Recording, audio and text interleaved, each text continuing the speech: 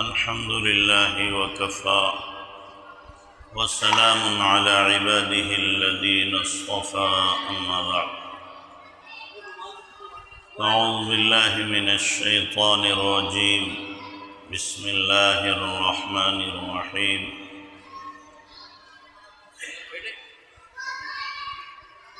ألا بذكر الله تطمئن القلوب سبحان ربك رب العزة عما يصفون وسلام على المرسلين الحمد لله رب العالمين اللهم صل على سيدنا محمد وعلى آل سيدنا محمد وبارك وسلم اللهم صل على سيدنا محمد وعلى آل سيدنا محمد وبارك وسلم اللهم صل على سيدنا محمد وعلى آل سيدنا محمد وبارك وسلم۔ میرے محترم بھائیو بزرگوں، جس طریقے سے درخت کو اپنے پھل بھاری نہیں لگتے، ایسے ہی انسان کو اپنے عیب بھاری نہیں لگتے۔ کتنا ہی بڑا مجرم، پاپی، باغی ہو، گنہگار ہو، عیبدار ہو، لیکن پھر بھی وہ اپنے آپ کو پارسا سمجھتا رہتا ہے، دوسروں کے مقابلے میں اپنے کو بہتر سمجھتا ہے، اپنے عیب اس سے نظر نہیں آتے، دوسروں کے عیب پر ہمیشہ نگاہ رہتی ہے، ٹوہ میں رہتا ہے۔ اپنے اندر کتنی خامیاں ہیں، کتنی کوتاہیاں ہیں، کن کن جرائم کا ارتکاب کر چکا ہے، اور کیسی کیسی بے اصولیاں کرتا ہے، حرام بھی کر لیتا ہے پھر بھی احساس نہیں ہوتا، اور دوسرا کوئی ادب کے خلاف کر دے تو اس کو حرام سمجھنے لگتا ہے۔ یہ ہماری کوتاہی ہے، اور یہ شیطان نے ہمیں ورغلا رکھا ہے۔ قرآن نے فرمایا ہے کہ شیطان نے ان کی نگاہوں میں ان کے اعمال کو مزین کر دیا ہے۔ وَزَيَّنَ لَهُمُ الشَّيْطَانُ مَا كَانُوا يَعْمَلُونَ، جو بدعتواریاں، بدعمالیاں، بدماشیاں کرتے ہیں، شیطان ان کو اچھا رخ دیتا ہے کہ تم ٹھیک کر رہے ہو، اور انسان سمجھ ہی نہیں پاتا کہ میں گڑھے میں جا رہا ہوں یا ترقی کر رہا ہوں۔ تو آدمی خود اپنا محاسبہ نہیں کر پاتا، خود اپنے بارے میں فیصلہ نہیں کر پاتا۔ جیسے ڈاکٹر جو ہوتا ہے اپنا علاج خود نہیں کراتا، وہ دوسرے سے کراتا ہے، کہتا میں اپنے بارے میں رائے صحیح نہیں رکھ پاؤں گا، لہٰذا آپ مجھے دیکھو۔ ایسے ہی آدمی اپنی اصلاح، اپنے عیب دیکھنا چاہے خود نہیں دیکھ پاتا، اس لیے کہ اس کو اپنے عیب بھی خوبیاں نظر آتے ہیں۔ اس کے لیے ضرورت پڑتی ہے کہ آدمی کسی کو دکھائے کہ میرے اندر عیب ہے کہ نہیں، میرے اندر کھوٹ ہے کہ نہیں، کمی ہے کہ نہیں۔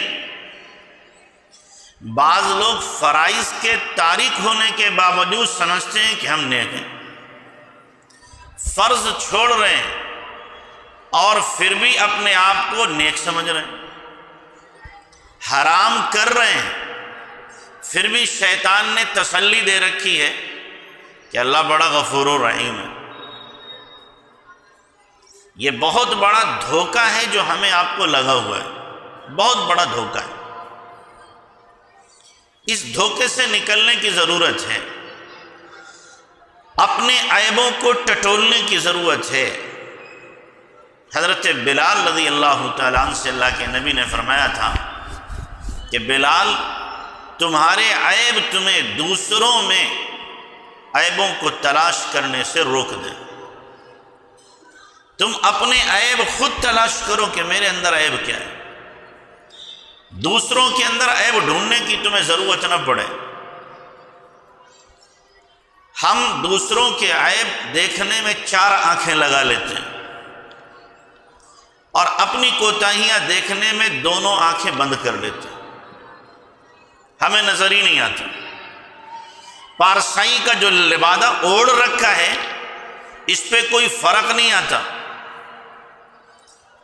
ہم اپنے آپ کو بزرگ سمجھ رہے ہوتے ہیں، حالانکہ اسی سے ملتا جلتا لفظ ہے فارسی میں گرگ۔ ہم گرگ ہوتے ہیں، گرگ کہتے ہیں بھیڑیے کو، سمجھ رہے ہیں بزرگ اور ہیں گرگ، بھیڑیے۔ تو اپنی کوتاہیوں پر نظر رکھنا یہ سب سے بڑی آدمی کی اصلاح کا پوائنٹ ہے کہ اپنی کوتاہیاں دیکھتا رہے، اپنے عیب دیکھتا رہے۔ بھائی مجھ سے میری زندگی کے بارے میں سوال ہوگا، سب سے پہلے ہر آدمی سے سوال اس کی اپنی زندگی کے بارے میں ہوگا، تو نے اپنی زندگی بنائی کہ بگاڑی؟ دوسروں کا مسئلہ تو بعد میں، اپنی زندگی کے بارے میں ہوگا، پہلے اپنی بتاؤ، بعد میں دوسروں کا مسئلہ ہے۔ تو اس لیے ہر آدمی اپنی اصلاح کی کوشش کرے، اپنی اصلاح کی کوشش کرے کہ میری اصلاح پہلے ہو، میں بنوں پہلے۔ تو اصلاح کے مختلف طریقے ہیں جو بزرگوں نے بتائے ہیں۔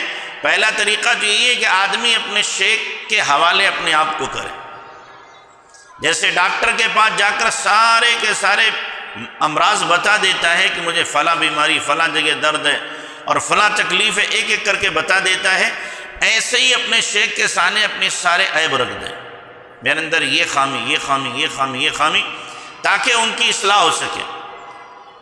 اور آج کل ہوتا کیا ہے کہ اپنی خامی نہیں بیان کی جاتی بلکہ خواب بیان کیے جاتے ہیں کہ میں نے یہ خواب دیکھا ہے، اور خواب کا بھی وہ حصہ بیان کیا جاتا ہے جو اچھا ہوتا ہے، اور جو اس کی اصلاح ہے اسے کہیں چھوڑ دیتا ہے کہ ہماری کہیں پکڑ نہ ہو جائے۔ اب کیسے اصلاح ہوگی؟ اپنی کوتاہی بتائے کہ میرے اندر یہ کوتاہی ہے، میرے اندر یہ خامی ہے۔ جب مریض اپنے مرض کو چھپائے گا اس کی کبھی بھی بیماری درست نہیں ہو سکتی، کبھی صحت یاب نہیں ہو سکتا۔ صحت یاب اسی وقت ہوگا جب اپنی بیماری کو کھل کر کے ڈاکٹر کے سامنے رکھے، تب صحت یاب ہو سکتا ہے، ورنہ اس کی بیماری اندر اندر بڑھتی جائے گی اور اسے گھلا کر کے رکھ دے گی۔ ہم لوگ اصل میں کیا ہیں؟ تعریف کے خواہش مند ہوتے ہیں کہ ہماری کیا کی جائے، تعریف کی جائے تو ہم پھول جاتے ہیں۔ میں آپ لوگوں کی اپنے لیے بھی کہہ رہا ہوں، تعریف کی جائے تو کیا پھول جاتے ہیں کہ جی میں بہت اچھا، اور اگر ہماری برائی کوئی کر دے تو چہرہ ہمارا فخ ہو جاتا ہے کہ مجھے یہ کہہ دیا، حالانکہ وہ چیز اس کے اندر موجود ہے، پھر بھی اپنے آپ کو برا سمجھتا ہے۔ حالانکہ اگر کوئی بتاتا کہ تیرے اندر یہ برائی ہے تو یہ خوش ہوتا، تب کہا جاتا ہے اس کو اپنی اصلاح کی فکر ہے، اصلاح کی فکر ہے کہ خوش ہو رہا ہے کہ میرے عیب کا مجھے علم ہو گیا، بتلا دیا اس نے۔ تو پہلا طریقہ یہ ہے کہ آدمی کسی سے منسلک ہو کر کے اپنے عیب بتائے اور شیخ کی صحبت میں مسلسل رہے، تاکہ شیخ اس کی نقل و حرکت کو دیکھے۔ کبھی تو شیخ ڈانٹتا ہے، کبھی پیار سے سمجھاتا ہے، کبھی اکیلے میں سمجھاتا ہے، کبھی سب کے سامنے جھاڑ پڑتی ہے، تب اصلاح ہوتی ہے۔ اس کے بغیر اصلاح ممکن نہیں ہے۔ ہم چاہتے ہیں کہ ڈانٹ ڈپٹ بھی نہ ہو اور اسی طریقے سے کڑی نظر سے دیکھا بھی نہ جائے، اور بعض تو اسی لیے ملتے بھی نہیں ہیں کہ اگر ملیں گے تو ہو سکتا ہے کسی بات پر روک ٹوک ہو جائے اور نفس ہو گیا پھول کر کے موٹا، وہ سننے کے لیے کبھی تیار نہیں ہوتا اپنی خامی کو۔ ہمارے حضرت نے لکھا، ایک صاحب تھے دین سے دور، نہ چہرے پہ داڑھی تھی، نہ اسلامی لباس تھا، نہ نمازیں تھیں، اور دوسری برائیوں میں مبتلا تھے۔ حضرت فرماتے میں نے موقع پا کر ایک مرتبہ انہیں تنہائی میں سمجھانے کی کوشش کی اور توبہ کے تعلق سے میں نے بات کی کہ آپ توبہ کر لیں. 15-20 منٹ بات کی ان سے تو اندر سے کیا بولے، کہنے لگے آپ نے بہت اچھی بات کی اور میرے دل پہ اثر کی ہے، لیکن بات یہ ہے میں اپنے ارادے سے کبھی کوئی گناہ نہیں کرتا ہوں. کیا کریں؟ میں اپنے ارادے سے کبھی کوئی گناہ نہیں کرتا ہوں. ویسے اگر کوئی گناہ ہو جائے تو اللہ بڑا معاف کرنے والا ہے.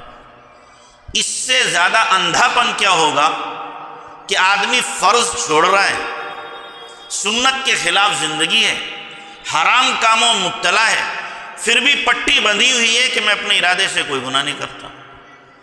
تو گناہ کا مطلب کیا ہوا؟ چند خاص گناہ ہی کو ہم نے گناہ سمجھا ہے اور گناہ نہیں. فرائض چھوڑنے سے بڑا گناہ کیا ہو سکتا ہے؟ جو آدمی فرض چھوڑ رہا ہے اس سے بڑا گناہ کیا ہوگا؟ تو آدمی کی آنکھوں پہ پٹی بندھ جاتی ہے، پھر نظر نہیں آتا کہ میں گناہ کر رہا ہوں، سمجھ میں نہیں آتا، اور اسی لیے اس گناہ سے وہ توبہ بھی نہیں کرتا اور توبہ کی توفیق بھی نہیں ہوتی. اس لیے اپنے گناہوں کو بتانے کی، جتانے کی ضرورت ہے. تو ایک طریقہ تو یہ ہے کہ کسی کو اپنا بڑا مان کر کے آدمی اپنی اصلاح کی کوشش کرے، ایک ایک اپنا عیب بتائے، ایک ایک بری عادت بتائے اور پھر اس کی اصلاح ہو. جب تک اندر کا کھوٹ نہیں نکلے گا، یاد رکھیں اس وقت تک ہماری اصلاح نہیں ہو سکتی. کھوٹ نکلنا ضروری ہے. حضرت تھانوی رحمۃ اللہ علیہ کا جملہ بہت اچھا لگتا ہے، فرماتے ہیں تصوف نام ہے کہ ہمارے رگ رگ سے گناہوں کا کھوٹ نکل جائے. تصوف نام ہے کس کا؟ ہماری رگ رگ سے، انگ انگ سے گناہوں کا کھوٹ نکل جائے، اس کا نام تصوف ہے. صوفی بننے کا مطلب یہ نہیں کہ پگڑی پہن لی، جبہ پہن لیا اور نیچے نگاہ کر لی، صوفی بن گئے، لیکن دل کے اندر تمام خواہشات حرام پنپ رہی، حرام کا موقع ملتا ہے وہ کر گزرتے ہیں اور صوفی بنے ہوئے ہیں. یہ صوفی نہیں، یہ پکا بدماش ہے. یہ بدماش ہے، یہ حرام خوری کر رہا ہے، حرام کام کر رہا ہے، حرام کھانے میں بھی اسے جھجک محسوس نہیں ہوتی، سنتوں کو پامال کر دیتا ہے، لیکن اس کے صوفی ہونے میں کوئی فرق نہیں پڑتا. تو ہمیں اپنی اصلاح کی ضرورت ہے. دوسرا طریقہ آدمی کی اصلاح کا، اسی لیے پہلے لوگ کیا کرتے تھے، اپنے شیخ کے پاس جا کر کے کوئی ایک چلہ کھینچتا، کوئی سال بھر رہتا، کوئی 10 سال رہتا، کوئی اس سے بھی کم و بیش وقت، یہاں تک کہ 40 سال تک لوگ رہے ہیں. ہمارے دادا پیر اپنے شیخ کے ساتھ 40 سال رہے. حضرت پیر غلام حبیب رحمۃ اللہ علیہ اپنے شیخ فضل علی قرشی رحمۃ اللہ علیہ کے ساتھ میں، خواجہ عبد المالک کے ساتھ میں 40 سال مسلسل رہے.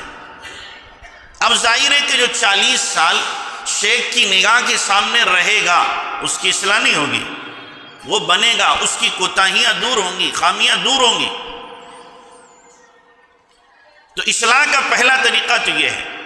اور دوسرا طریقہ اصلاح کا یہ ہے کہ آدمی اپنا کوئی اچھا دوست بنا لے. کیا بنا لے؟ دوست، مواخات جس کو کہتے ہیں. دوست بنا لے کہ جناب مجھے میری کوتاہیوں پر آپ برابر ٹوکتے رہیں گے، جو بھی میں کوتاہی کروں گا آپ اس پہ ٹوکیں گے تاکہ میری اصلاح ہو جائے. جیسے حضرت عمر رضی اللہ تعالیٰ عنہ فرماتے ہیں جو میرے عیبوں کو میرے سامنے پیش کرے وہ میرا محسن ہے، میں اس کے لیے مغفرت کی دعا کروں گا. میں اس کے لیے کائے کی دعا کروں گا؟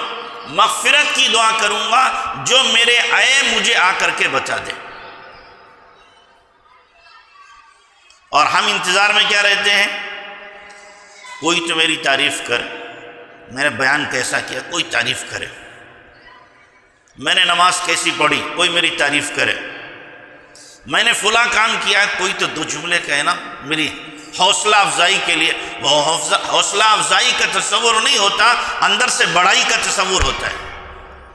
بڑائی کا ہوتا ہے کہ لوگ میری تعریف کریں کہ میں نے کیسا بیان کیا، کیسی بات کی، کیسا کام کیا، کیسی خدمت کی، کیسے میں پیش آیا۔ تعریف اندر سے جی چاہتا ہے میری تعریف ہو، یہ اندر جو ہے نا، اندر یہ کیڑا بیٹھا ہوا ہے، یہ کیڑا بیٹھا ہوا ہے اندر تعریف کا جو ہے۔ ہم اپنے عیبوں کے بارے میں اپنے دوستوں سے کہیں کہ میرے عیب مجھے بتانا، میری خامیاں مجھے بتانا، میری برائیاں مجھے بتانا، تاکہ میں اپنی برائیوں کو اپنے سے دور کر سکوں، میری اصلاح ہو سکے۔ لیکن عام طور سے دوست برائیاں بتاتے نہیں بلکہ برائیاں کرواتے ہیں۔ دوستی ایسوں سے ہوتی ہے کہ جو خود گناہ میں مبتلا ہوتے ہیں اور دوست کو بھی گناہ کی طرف لے جاتے ہیں۔ اسی لیے جناب رسول اللہ صلی اللہ علیہ وسلم نے فرمایا المرء علی دین خلیلہ، انسان اپنے دوست کے دین پر ہوتا ہے، جیسا اس کا دوست ہوگا آپ فیصلہ کر سکتے ہو کہ یہ بھی ویسا ہی ہے۔ اس لیے کہ اس کی دوستی فلاں سے ہے، اس کا مطلب ہے اس کے اندر بھی وہ جراثیم پائے جاتے ہیں۔ جیسے حکیم کے بارے میں آتا ہے، حکیم جالینوس ایک مرتبہ گزر رہا تھا، ایک پاگل نے اسے سلام کیا، وہ وہیں سے واپس ہوا، گھر گیا، شاگردوں سے کہا جنون کی مجھے دوا دو، پاگل پن کی مجھے دوا دو۔ شاگردوں نے کہا حضور آپ پاگل ہو گئے کیا؟ کہ نہیں، مجھے ایک پاگل نے سلام کیا ہے، اور الجنس یمیل الی الجنس، جو جیسا ہوتا ہے اس سے ویسے ہی ملتے ہیں، میرے اندر بھی کچھ جنون کے اثرات ہیں، اس لیے اس نے مجھے سلام کیا۔ ہم اگر بروں کے ساتھ اٹھک بیٹھک کر رہے ہیں، ان کے ساتھ میل جول رکھتے ہیں، ان سے تعلق رکھتے ہیں، اور ان کے ساتھ ہمارا آنا جانا ہے، تو یقیناً ہمارے اندر بھی برائی کے جراثیم ہیں، گناہ کے جراثیم ہیں، ورنہ ہمارا ان سے تعلق نہیں ہوتا۔ یہ مطلب نہیں کہ آپ ان کو سمجھاؤ نہیں، سمجھاؤ، لیکن ایسا میل جول رکھنا کہ انہی کے ساتھ اٹھنا بیٹھنا، چلنا پھرنا، کھانا پینا، اور اسی طریقے سے تمام نقل و حرکت کرنا، یہ اس بات کی علامت ہے کہ ہم یقینی طور پر ان کے گناہوں سے متاثر ہو چکے ہیں، اور ہم بھی ان گناہوں میں کسی درجے میں ملوث ہیں۔ تو دوستوں سے دوستی اس لیے ہو تاکہ ہماری اصلاح ہو، اس لیے نہ ہو کہ ہمارا ان سے کوئی مفاد وابستہ ہے، یا یہ کہ وہ ہمیں گناہ کی طرف کھینچ رہے ہیں اور ہم کھینچے چلے جا رہے ہیں۔ صحابہ کرام کی باہمی آپس میں کیا تھی؟ دوستی تھی، دینی دوستی، اور یہ دینی دوستی اس درجے کی تھی کہ اگر وہ برائی پر دیکھتے تھے تو فوراً ٹوک دیتے تھے، کوئی رو رعایت ان کی نہیں ہوتی تھی۔ یہاں تک کہ حضرت عمر رضی اللہ تعالی عنہ جیسے جلیل القدر صحابی، مسجد نبوی میں ایک بندہ کھڑا ہو کے ٹوک رہا، عمر تم نے انصاف نہیں کیا۔ کیا ہو گیا؟ کہ تم نے 2 چادریں لی ہیں، سب کو ایک ایک چادر دی ہے، غلطی کی ہے، ٹوکا جا رہا ہے، غلطی کی ہے، ابھی حقیقت حال کا پتہ نہیں، لیکن اس نے دیکھا کہ سب کو ایک ایک چادر ملی ہے، اور عمر کل ایک چادر پہن کے آئے تھے، آج دوسری پہن کے آئے، اس کا مطلب انہوں نے 2 لیے۔ ٹوک دیا حضرت عمر رضی اللہ تعالیٰ عنہ کو۔ آپ نے اپنے بیٹے عبداللہ سے کہا بیٹا اس کا جواب دو۔ عبداللہ کھڑے ہوئے کہنے لگے بات دراصل یہ، ایک چادر مجھے ملی تھی، ایک ابا جی کو ملی تھی، ابا جی نے کل اپنی پہن لی، آج میری چادر جو میرے حصے میں آئی تھی وہ پہن لی۔ تو اب بڑے میاں جو کھڑے ہوئے انہوں نے کہا الان نسمع و نطیع، اب ہم آپ کی بات سنیں گے بھی، مانیں گے بھی، ورنہ نہیں مانیں گے۔ حضرت عمر رضی اللہ عنہ کو ٹوک رہے ہیں، حضرت عمر ناراض نہیں ہوئے بلکہ بات کو غور سے سنا اور اس کے بعد اس کا جواب دیا۔ حضرت عمر رضی اللہ عنہ بیان کر رہے ہیں کہ دیکھو، مہر کو زیادہ رکھنا اور نکاح میں مہر کی مقدار کو بڑھانا کوئی اچھی بات نہیں۔ ایک بڑھیا کھڑی ہو گئی، کہنے لگے عمر تو کون ہوتا منع کرنے والا؟ اللہ نے قرآن میں فرمایا ہے وَإِنْ آتَيْتُمْ إِحْدَاهُنَّ قِنْطَارًا فَلَا تَأْخُذُوا مِنْهُ شَيْئًا، اگر تم نے اپنی بیویوں کو مال کا ایک انبار دے رکھا ہے، سونے کا ڈھیر دے رکھا ہے، اور اگر طلاق کی نوبت آ جائے تو اس میں سے کچھ نہیں لے سکتے ہو۔ اس کا مطلب مہر میں آدمی ایک انبار مال کا دے سکتا ہے۔ عمر تو کیوں روک رہا ہے؟ حضرت عمر نے ڈانٹا نہیں، بلکہ کیا فرمایا؟ ایک بڑھیا بھی عمر سے زیادہ قرآن کو جاننے والی ہے، ایک غلطی کی ہے اس پر بڑھیا نے ٹوک دیا۔ ہمارے جیسا ہوتا مولوی، اچھا میں نے لگایا 10 سال تو مجھے ٹوک رہا، شرم نہیں آتی تم؟ یہی کہتے ہیں شرم نہیں آتی تم، مسئلے سے واقف نہیں ہو۔ لیکن وہاں تو اصل مسئلہ سامنے آخرت کا تھا، آخرت کا مسئلہ تھا، اپنی اصلاح کا مسئلہ تھا، میری اصلاح ہو جائے۔ اس لیے کوئی بھی ٹوک رہا ہے، کوئی بھی تنقید کر رہا ہے تو وہ تنقید ان کو گوارا ہے، اس کو اپنا دوست سمجھ رہے ہیں، دشمن نہیں سمجھ رہے ہیں، اپنا خیر خواہ ہمدرد سمجھ رہے ہیں، اپنا بدخواہ نہیں سمجھ رہے ہیں۔ تو دوستی کی جائے اس لیے کہ میری اصلاح ہو جائے، دوستی کی جائے اس لیے میرے اندر سے خامیاں دور ہو جائیں، اس لیے دوستی نہ ہو کہ جناب اس سے میرا کوئی مفاد وابستہ ہے اور اس سے مجھے کچھ نہ کچھ ملے گا۔ تو دوسرا طریقہ تو یہ ہے اپنے عیبوں کی اصلاح کا۔ تیسرا طریقہ اپنے عیبوں کی اصلاح کا ہے دشمنوں سے اصلاح کی جائے۔ اس سے دشمنوں سے کیسے اصلاح ہوگی؟ کہ دشمن ہمیشہ عیب دیکھتا ہے۔ کس کو دیکھتا ہے؟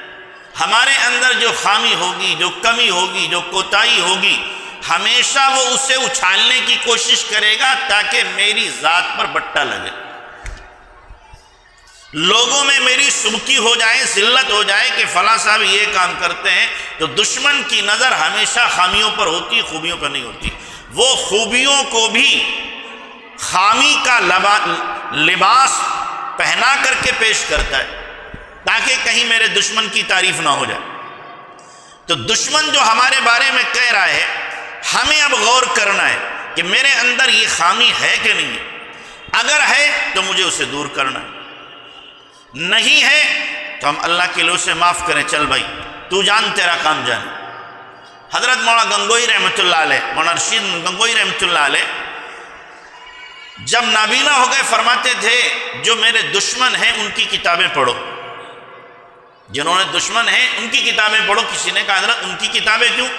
کہا انہوں نے بہت سی باتیں میرے خلاف لکھی ہوں گی، ہو سکتا ہے کوئی بات ایسی ہو جو میں نے غلط کی ہو، اصلاح ہو جائے، اور ہو سکتا ہے میری ذات میں کوئی خامی ہو جو انہوں نے بیان کی ہو، میں اس کی اپنی اصلاح کر لوں۔ دشمن سے اصلاح، کہ دشمن خامیاں بیان کرتا ہے، برائیاں بیان کرتا ہے، لہذا دشمن کی خامیوں کو ہمیں لینا ہے اور پھر اپنے اندر اگر ہیں تو ان کو دور کرنے کی کوشش کرنا ہے۔ یہ پہلو بڑا مشکل ہے، یہ پہلو کیا ہے؟ بہت مشکل ہے، لیکن جس کو اصلاح کی دھن لگی ہوگی اور جو اس فکر اور تگ و دو میں ہوگا میری اصلاح ہو جائے، تو یقینی طور پر وہ دشمنوں سے بھی وہ پوائنٹ اخذ کر لے گا، لے لے گا جو اس کی اصلاح کے ہیں، اور اپنی اصلاح کسی نہ کسی درجے میں وہ کر لے گا۔ تو دشمن سے اپنی اصلاح کی کوشش کریں۔ آپ دیکھیں صحابہ کرام کے بھی دشمن تھے، اوروں کے بھی دشمن تھے، وہ دشمنوں کے ساتھ برتاؤ اچھا کیوں کر رہے ہیں؟ کہ دشمن نے میری خامی بیان کی ہے، اسے مجھے دور کرنا ہے، اور اس نے بہت سی نیکیاں مجھے اپنی دے دی ہیں، لہذا میں کچھ اس کو ہدیہ دے دوں۔ حضرت امام ابو حنیفہ رحمۃ اللہ علیہ، ایک صاحب نے بہت برائی بیان کی حضرت کی، بہت برائی بیان کی، صبح حضرت نے ان کے یہاں ہدیہ بھیجا، کس لیے؟ کہ تم نے اپنی بہت سی نیکیاں مجھے دے دی ہیں جو میری آخرت میں کام آئیں گی، سب کا بدلہ تو نہیں دے سکتا، میں نے کہا چلو تھوڑا سا تمہیں اس کا بدلہ میں دنیا میں دے دوں۔ اس لیے کہ جو کسی کی برائی بیان کر رہا ہے، غیبت کر رہا ہے، تو اپنی نیکیاں جس کی غیبت کر رہا ہے اس کے کھاتے میں ٹرانسفر کر رہا ہے، منتقل کر رہا ہے۔ تو دشمن سے ہمیں کیا کرنا ہے؟ اصلاح اپنی کرنا ہے کہ میرے اندر یہ خامیاں موجود ہیں یا خامیاں موجود نہیں ہیں۔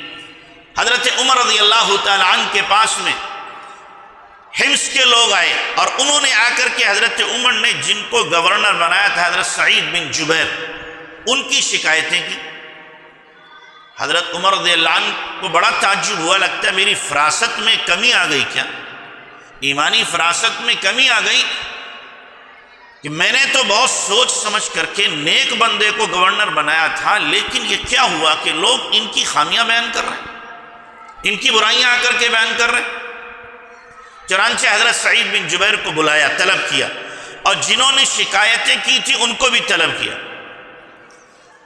اور حضرت سعید بن جبیر سے کہا کہ بھائی آپ کے بارے میں پتہ چلا ہے لوگوں نے شکایتیں کی ہیں، کہ حضرت بتائیے کیا شکایتیں کی ہیں؟ تو ان لوگوں سے کہا بتاؤ بھائی تمہاری پہلی شکایت کیا ہے؟ کہ جی پہلی شکایت ہماری یہ ہے کہ صبح کو یہ حکومت کے کام کے لیے دیر سے نکلتے ہیں، جلدی نہیں آتے۔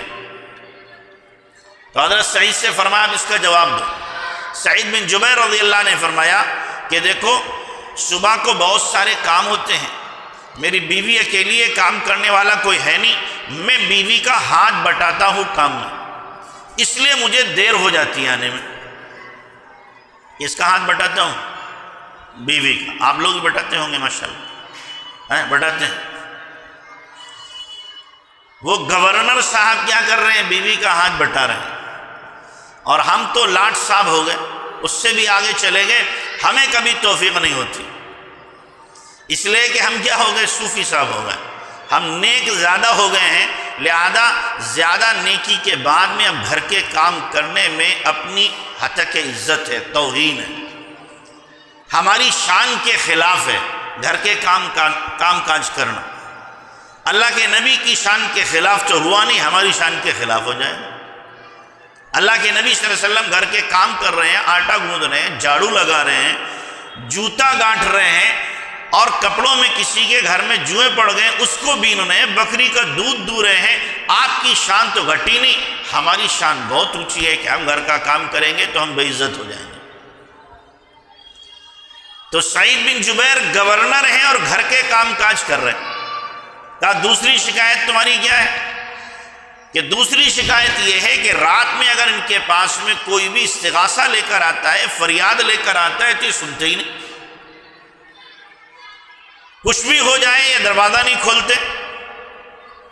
حضرت عمر نے فرمایا بھائی جواب دو اس کا۔ تو سعید بن جبیر نے کہا بات دراصل یہ ہے میں نے اپنے وقت کو تقسیم کر رکھا ہے، دن مخلوق کے لیے، رات خالق کے لیے۔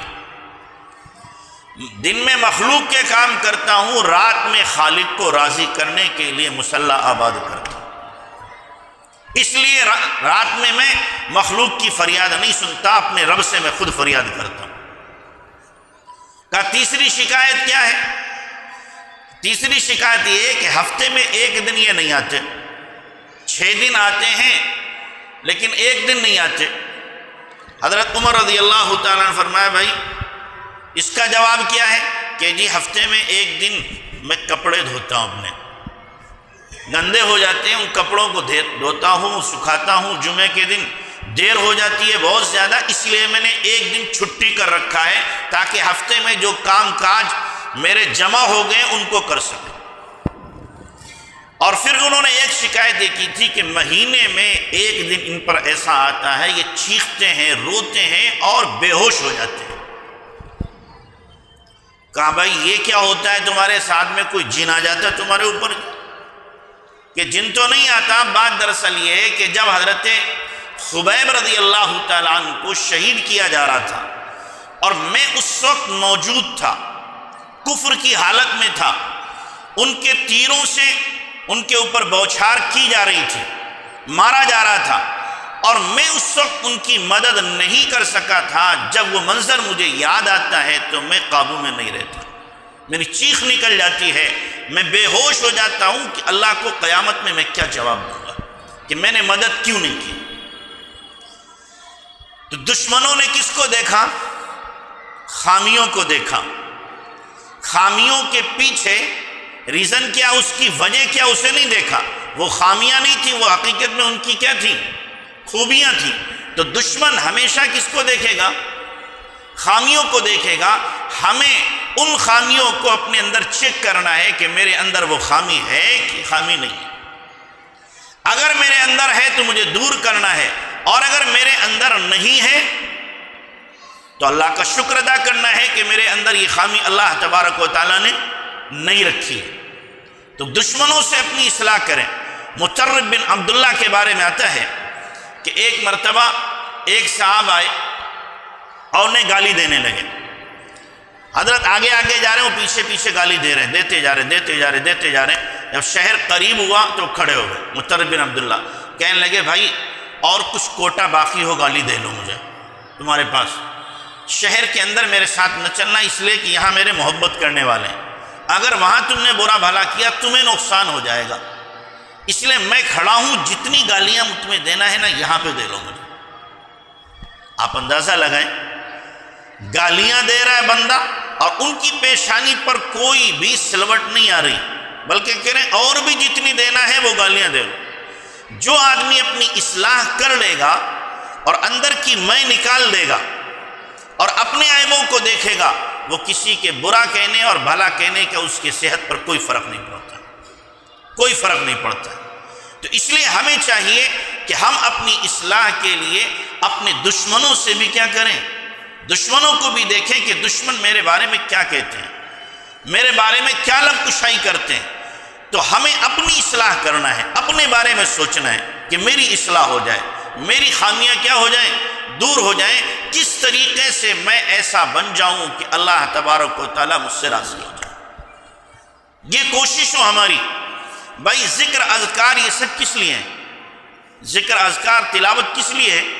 اپنی اصلاح کے لیے کہ جب اندر نورانیت آتی ہے تو جو تاریکیاں ہیں وہ دور ہونا شروع ہو جاتی ہیں، آدمی کو پھر اپنی خامیاں نظر آنا شروع ہو جاتی ہیں۔ کثرت سے ذکر کا نتیجہ اور فائدہ یہ ہوتا ہے کہ آدمی کو پھر اپنے عیب نظر آنے لگتے ہیں۔ اگر یہ ذکر کسی کی رہبری میں کر رہا ہے تو یاد رکھنا، ذکر کسی کی رہبری میں کر رہا ہے تو ایسی شکل میں اس کو اپنی خامیاں نظر آئیں گی، اور اگر کسی کی رہبری میں ذکر نہیں کرتا بلکہ یوں ہی ذکر کر رہا ہے تو یہ ذکر اس کو گمراہ بھی کر سکتا ہے۔ کیا کر سکتا ہے؟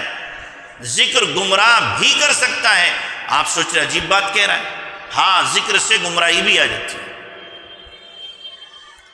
اگر اس لیے کہ ہر آدمی کی نظر قرآن و حدیث پہ نہیں ہوتی کہ شیطان کیسے داؤ مارتا ہے پتہ نہیں ہوتا۔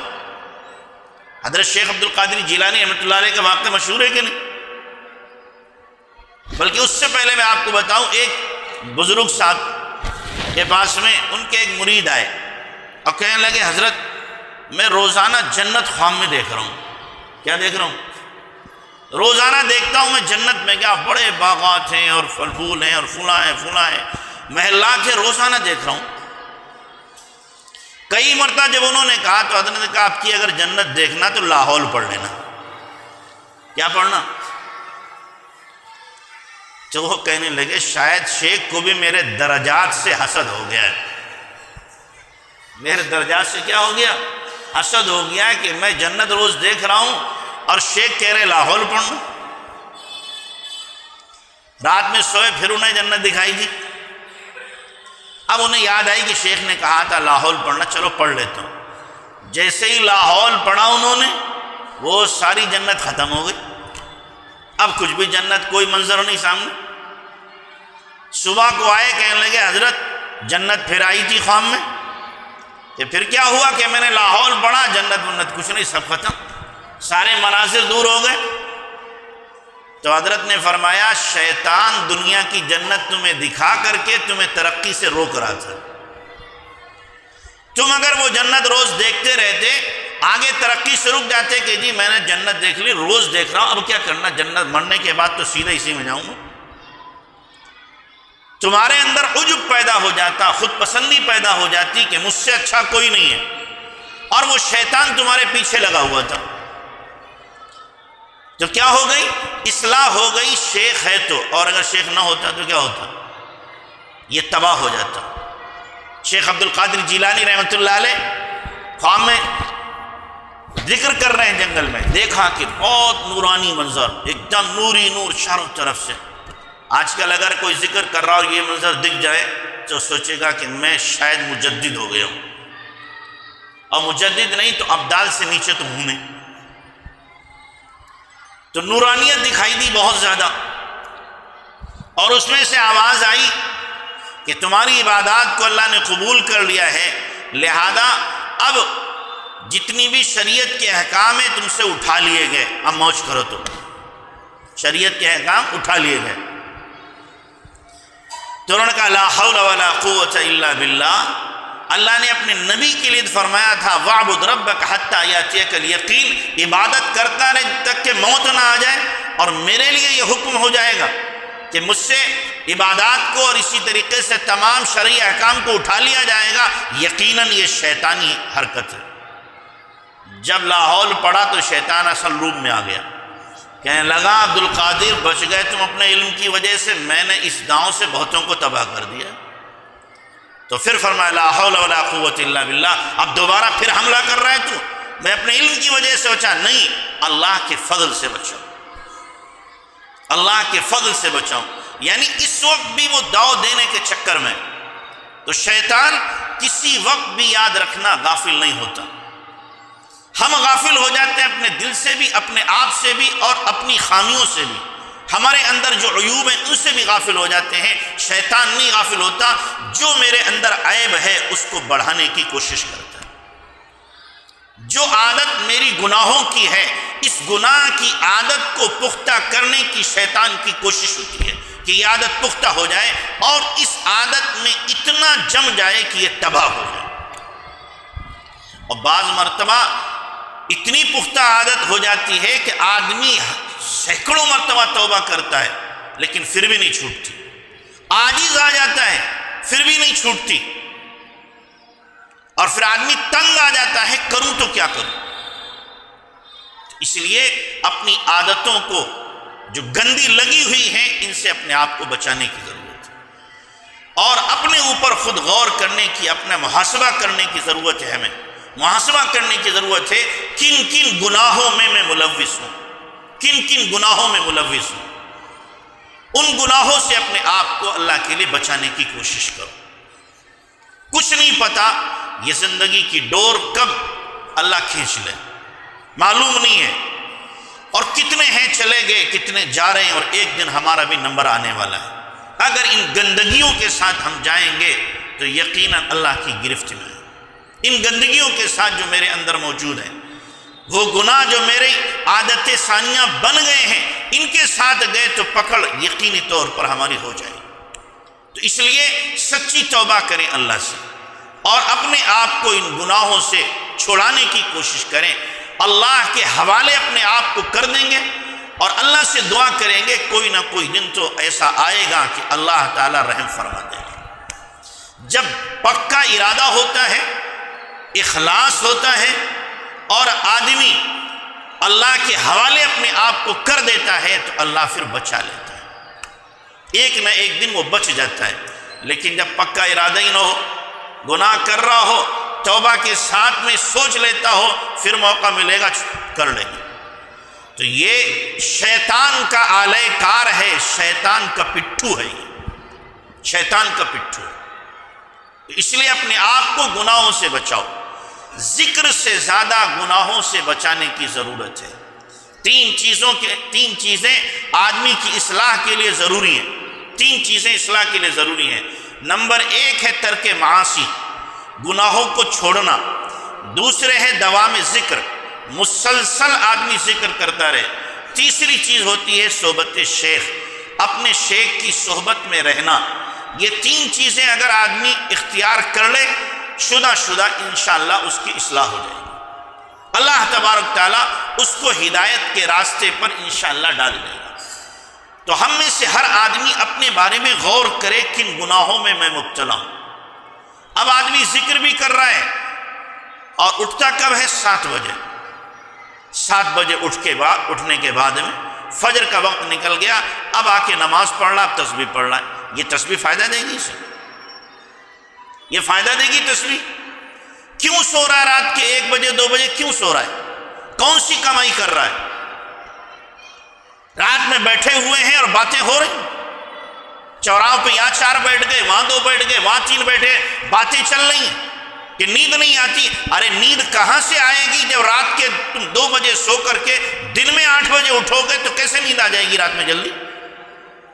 فجر میں اٹھو پھر نہ سو، دیکھیں کیسے عشاء بعد نیند آتی.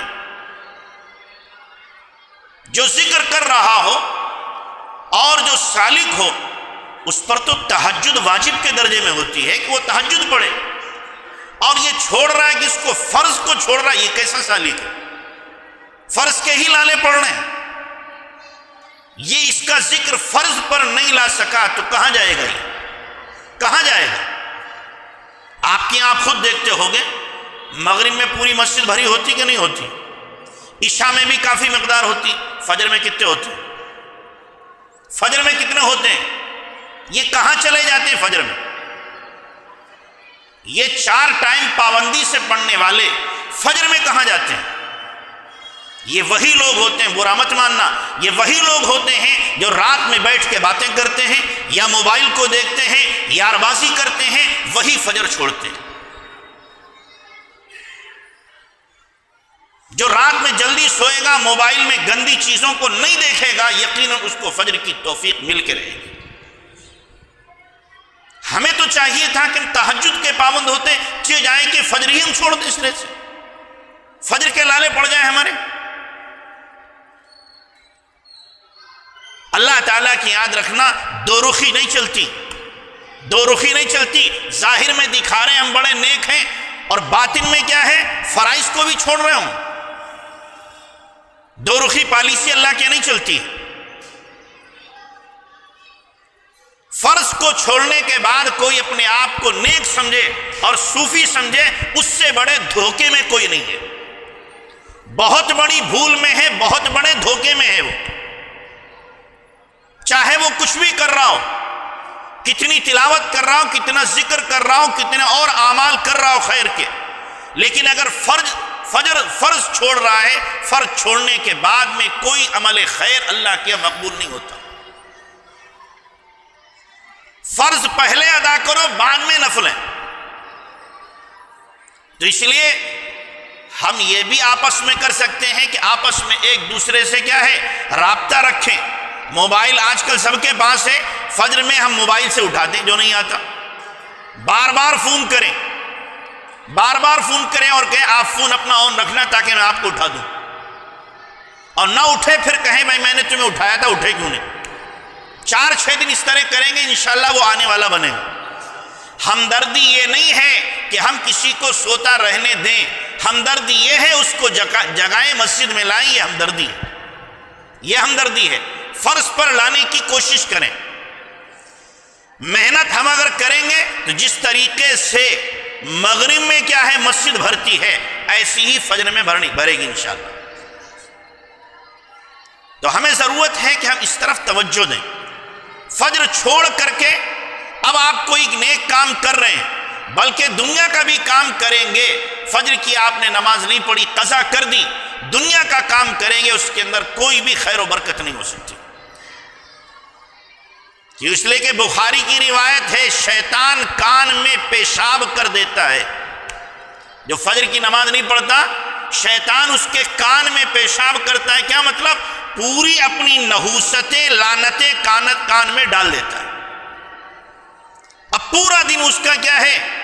انہی نحوستوں کے ساتھ، انہی لعنتوں کے ساتھ، انہی خباثتوں کے ساتھ گزرے گا. اس لیے تہیہ کریں کہ انشاءاللہ ہم فجر خود بھی پڑھیں گے اور دوسروں کو بھی پڑھائیں گے. اور چھوٹ رہی ہے تو اپنے آپ کو مجرم سمجھیں کہ ہم مجرم ہیں، گناہ کبیرہ کا ارتکاب کرنے والے ہیں، گناہ کبیرہ کر رہے ہیں. مجرم سمجھیں تب تو ہمیں توفیق ہوگی، اور اگر مجرم نہیں سمجھیں گے یہ عادت ہماری پختہ ہو جائے گی، پھر کبھی بھی فجر کی توفیق نہیں ہوگی. اللہ ہمیں عمل کی توفیق عطا فرمائے.